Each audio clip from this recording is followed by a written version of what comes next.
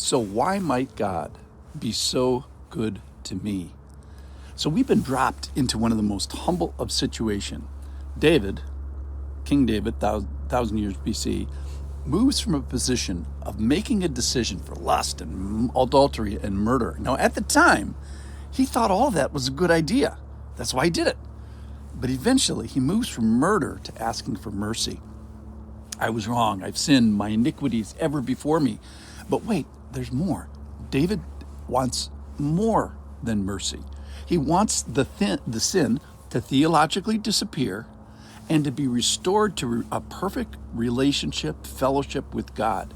He wants God to unsee the sin so that he can get to Psalm 51, verse 10. Create in me a clean heart, O God. Renew a right spirit within me. Cast me not away from your presence, and take not your Holy Spirit from me. Restore to me the joy of your salvation, and uphold me with a willing spirit. So he's really asking for the moon here. He's asking for proximity to God. He's asking for the Holy Spirit, for a position of joyful, saved, restored place. He's asking for the pleasure of a willing relationship with the Lord. So this is an audacious, spiritually bold activity. So he goes from, I humbly ask your forgiveness, to I boldly ask that you take me further in our relationship. So will you foster my standing with you? You might wonder where he's going with this. Well, let's finish Psalm 51 to find out. Verse 13, then I will teach transgressors your ways, and sinners will return to you. Deliver me from blood guiltiness, O God of my salvation. And my tongue will sing aloud of your righteousness. O Lord, open my lips, and my mouth will declare your praise. For you will not delight in sacrifice, or I would give it. You will not be pleased with a burnt offering. The sacrifices of God are a broken spirit, a broken and contrite heart. O God, you will not despise. Verse 18, do good to Zion in your good pleasure. Build up the walls of Jerusalem. Then you will delight in right sacrifices, in burnt offerings and whole burnt offerings. Then bulls will be offered on your altar. That's verse 19, the last verse of Psalm 51.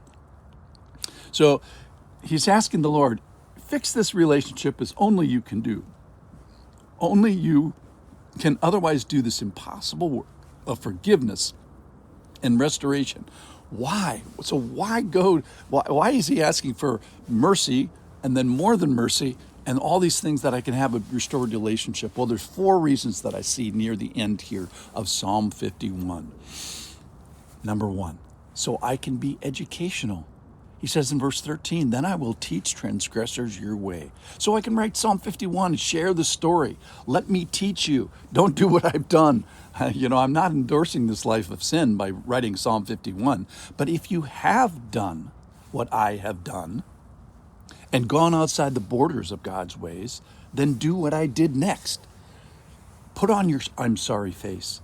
Put on your I'm sorry words, your I'm sorry actions, and then ask, will you too, God, grant me, like you did your knucklehead David, more than mercy? Will you give me of yourself? I don't deserve it. He didn't deserve it. You give grace, you forgive, you restore, and I want it too. So number 1, so I can be educational. Number 2, so I can be evangelical, and sinners will return to you. So I'm not in this just for me. Are there any other sinners out there that may benefit from my knuckleheadedness and forgiveness? Does anybody else need to come home to God? I, David, want to be part of the process of bringing sinners back to you, back home, back into your house. So, number 1, so I can be educational. Number 2, so I can be evangelical. Number 3, so I can be worshipful. My tongue will sing aloud of your righteousness. My mouth declare your praise.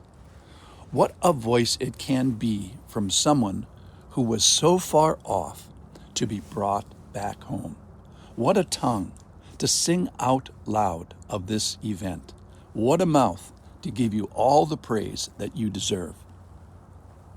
May this turnaround of lips of lust to lips of love of God be an example for everybody. So I can be educational, so I can be evangelical, so I can be worshipful, And then finally, so I can intercede for the house of God. Verse 18, do good to Zion in your good pleasure. Build up the walls of Jerusalem. So I want you to do good to Zion. I know I don't deserve it. The house of God does not deserve it. And yet I ask for your favor. Yes, I'm asking for a special favor upon the people of God. Let us walk in a broad place. Let us stand in the shadow of the Almighty. Lead us not into temptation. Deliver us from evil. Don't forsake the righteous. Give us the desires of our hearts and bathe our feet in spiritual butter. That's what David is asking. So maybe God can be good to me so that I may go and be good to others. Maybe God can have mercy on me and he can give me more than mercy so that I can be educational. I can be evangelical. I can be worshipful. And I can intercede in the house of God.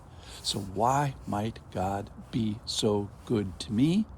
So that I may go and be good to others.